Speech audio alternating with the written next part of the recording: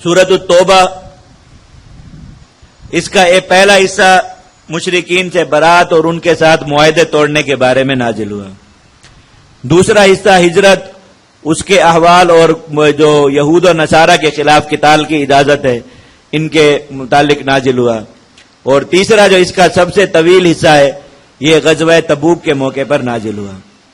سورۃ التوبہ احکام جہاد کے اعتبار سے قرآن مجید کی سب سے سخت سورت ہے، اور حضرات صحابہ کرام کے ہاں اس سورت کے سب سے زیادہ نام ہے. سورۃ الفاتحہ کے بعد قرآن مجید کی کسی سورت کے جو سب سے زیادہ نام مروی ہیں وہ سورۃ التوبہ ہے، اور اس کے یہ نام اس کی سختی اور شدت کی وجہ سے سورۃ الفاضحہ اسے کہا گیا، قاسمۃ الظہر کہا گیا، رسوا کرنے والی سورت، کمر توڑ دینے والی سورت، اور سخت احکام والی سورت، المباشرہ، برنگیختہ کرنے والی، گھروں سے نکالنے والی سورت، یہ سب اس کے نام رکھے گئے. اللہ تعالیٰ نے اس میں منافقین کے پردے چاک کیے. غزوہ تبوک نبی کریم صلی اللہ علیہ وسلم کے زمانے جہاد میں جہاد کا سب سے بڑا اور سب سے سخت امتحان تھا. اللہ تعالیٰ نے اس امتحان کے بعد حضرات صحابہ کرام کے لیے دنیاوی فتوحات کے وہ دروازے کھولے کہ صحابہ کرام کے لشکر پھر کبھی رکے نہیں کہیں بھی، اور اللہ تعالیٰ نے روئے زمین کے علاقے بھی اور روئے زمین کے خزانے بھی حضرات صحابہ کرام کے قدموں کے لیے مسخر کر دیے اس شدید امتحان میں کامیابی کے بعد. اور اس میں ایمان اور نفاق کا معاملہ بالکل جدا جدا کر دیا گیا. ایک ایک علامت منافقین کی، ایک ایک بہانہ منافقین کا، قیامت تک کوئی سخت جہاد سے جان چھڑانے کا کوئی بہانہ بنائے اور پھر اس کے بعد سورۃ البرات کو پڑھے، وہ بہانہ سورۃ البرات میں لکھا ہے، اور اللہ نے لکھ کر یہ فرما دیا کہ جو اس بہانے سے بھی جہاد چھوڑے گا وہ جھوٹا ہے. اور مانو کوئی بہانہ، یعنی انسان احتمالی طور پر جسے کر کر جہاد سے جان چھڑا سکتا ہے، اللہ رب العزت نے بیان فرما دیا. انسانوں کے لیے کوئی بہانہ باقی نہیں اس میں. اور ایسی آیات نازل ہوئی، حضرات صحابہ کرام فرماتے تھے کہ ان آیات نے کمر توڑ دی، کسی کے لیے بھی کوئی رخصت اس میں باقی نہیں رکھی. اور عملی طور پر آج سے پہلے جہاد سے پیچھے رہ جانے والے مسلمانوں کو سزا نہیں دی گئی، کبھی عملی طور پر سزا دی گئی، اور انہیں بتایا گیا کہ ایسا کرنے والے لوگ اللہ تعالیٰ کے ہاں بھی مسلمانوں کے معاشرے سے کٹ جاتے ہیں اگر توبہ نہ کریں، اور ان کا حکم اللہ کے ہاں ایمان والوں جیسا نہیں بلکہ منافقین والا ہو جاتا ہے. شدید سزا ایمان والوں کو اس کے لیے دی گئی. تو سورۃ البرات ان سارے حصوں پر مشتمل ہے، ہر حصے کے احکام، اس کی آیات، اور جہاں جہاں پھر اس میں واقعات آئیں گے. واقعات جہاد میں غزوہ تبوک کا سب سے تفصیلی تذکرہ ہے، فتح مکہ کی طرف اشارہ ہے اور اس کی بشارت ہے. اللہ رب العزت نے مسلمانوں کو مکہ کی فتح پر برانگیختہ کیا اور کفار کے جرائم یاد دلا دلا کر مسلمانوں کو بھڑکایا کہ اب مکہ کی فتح کا اللہ نے راستہ کھول دیا تو جلدی سے اس کو فتح کر لو، اور مسلمانوں کو گویا جذبہ اور جوش دلایا کفار کے جرائم یاد کرا کرا کے کہ یہ معافی کے قابل نہیں، جلدی سے حملہ کر کے مکہ کی فتح ان چلو. غزوہ حنین کا تذکرہ ہے جو فتح مکہ کے فوراً بعد پیش آیا، اور اس میں بھی مسلمانوں کی ایک آزمائش ہوئی. اور سب سے تفصیلی تذکرہ جو غزوہ تبوک کا ہے جو اس سورت کا اساسی موضوع ہے.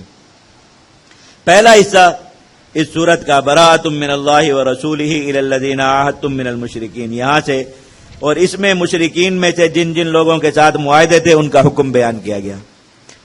یہ آیات اصل میں نازل ہوئی تھی جب ان میں سے کچھ حصہ نازل ہوا جب یہ مشرکین مکہ کا معاہدہ ٹوٹ گیا تھا مسلمانوں کے ساتھ، جو 10 سال مکہ پر حملہ نہ کرنے کا اور ان کی طرف سے مدینہ پر حملہ نہ کرنے کا معاہدہ تھا. اللہ تعالیٰ نے مسلمانوں کو بتایا کہ اس معاہدے کی تجدید نہیں کرنی بلکہ فائدہ اٹھانا ہے. 2 سال سے پہلے ہی یہ معاہدہ ٹوٹ گیا تھا اور مسلمانوں نے اسی 2 سال کا وقت گزرنے سے پہلے مکہ کو فتح کر لیا. یہ معاہدہ کیا تھا اور کیسے ٹوٹا یہ انشاءاللہ سورۃ الفتح میں آئے گا تفصیل سے، یہاں اس کا موقع نہیں ہے، بات سمجھ میں نہیں آئے گی. اللہ تعالیٰ نے اس کے بارے میں مسلمانوں سے کہا کہ ایسے معاہدے کی تجدید نہ کرو. باقی پھر جب مکہ فتح ہو گیا تو فتح مکہ کے بعد جو پہلا حج ہوا، مکہ رمضان المبارک میں فتح ہوا، شوال میں نبی کریم صلی اللہ علیہ وسلم یہاں چلے گئے تھے، سن 8 ہجری کی بات ہے یہ، اور 8 ہجری کے ذی الحجہ میں مسلمانوں کے قافلے نے آ کر حج کیا. پہلا اسلام میں جو پہلا حج ہوا، اس قافلے کے امیر حضرت ابوبکر صدیق رضی اللہ تعالیٰ نبی کریم صلی اللہ علیہ وسلم اس حج میں تشریف نہیں لائے تھے.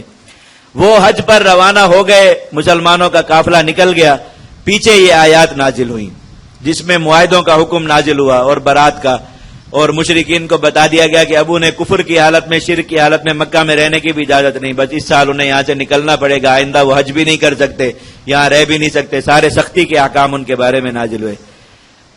ایک بات یہاں سمجھ لیجئے، دنیا بھر کے جتنے بھی کفار ہیں، خواہ ان کا تعلق کسی بھی مذہب سے ہو، اہل کتاب ہوں یا مشرکین ہوں یا بدھوں، کوئی بھی ہوں، ان کے بارے میں اسلام کی دعوت 3 نکاتی ہے۔ نمبر 1 ایمان، نمبر 2 جزیہ، نمبر 3 قتال، جو کنتم خیر امت والی آیت میں تفصیل سے بتایا۔ البتہ یہ جو مکہ کے مشرکین تھے، ان کے حق میں اسلام کی دعوت 2 نکاتی تھی، اور یہ انہی کی خصوصیت تھی۔ اس کے بعد یہ منسوخ ہو گئی، اما الاسلام و اما السیف، یا تو اسلام قبول کریں یا ان کے خلاف قتال کیا جائے۔ ان کو شرک کیا، جیسے میں نے بتایا کہ کفار کو اپنے مذہب پر رہنے کی اجازت ہے بشرطے کہ دین ترک کر دیں، یعنی نظام اپنا چھوڑ دیں۔ ان مشرکین مکہ کو اس چیز کی بھی اجازت نہیں تھی کہ یہ اپنے مذہب پر ہوتے ہوئے مکہ میں مقیم رہ سکے۔ ان کے سامنے 2 ہی اختیار رکھے گئے، یا تو اسلام قبول کریں یا پھر یہاں سے چلے جائیں، ورنہ انہیں قتل کر دیا جائے گا۔ یہ حکم انہی کے ساتھ ہی منسوخ ہو گیا تھا، اور اس حکم کا اعلان اسی حج پر ہوا۔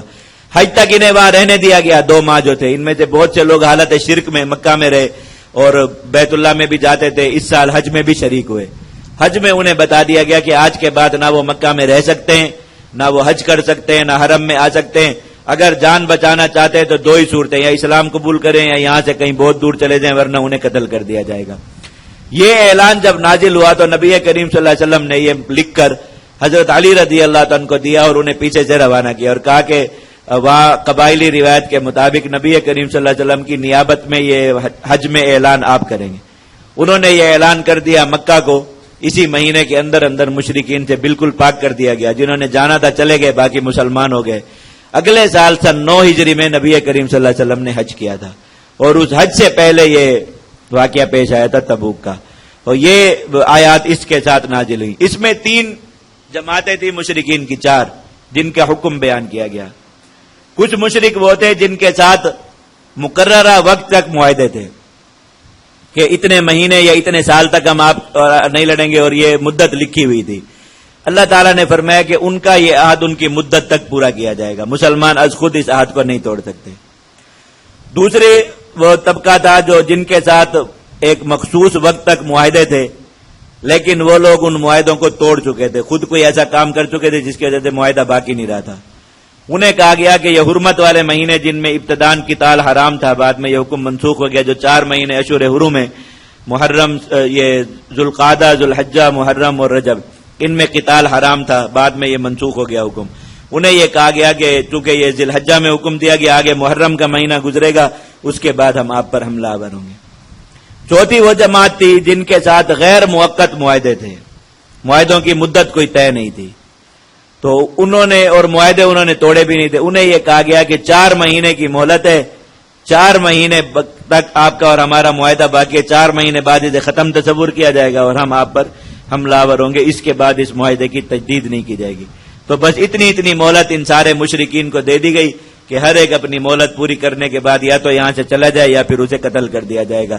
اس طرح یہ پورا علاقہ شرک سے پاک ہوا۔ یہ ابتدائی ساری آیات اسی پر نازل ہوئی، اور اللہ تعالیٰ نے انہی کے ساتھ، چونکہ مشرکین مکہ سے معاہدہ ٹوٹ گیا تھا، ان کو یہی کہا جا رہا ہے کہ بس ان کے خلاف اب لڑائی کی بھرپور تیاری رکھو، تاکہ یہ حرمت والے مہینے گزرتے ہی جہاں بھی کوئی مشرک نظر آئے اس کے خلاف قتال کیا جائے۔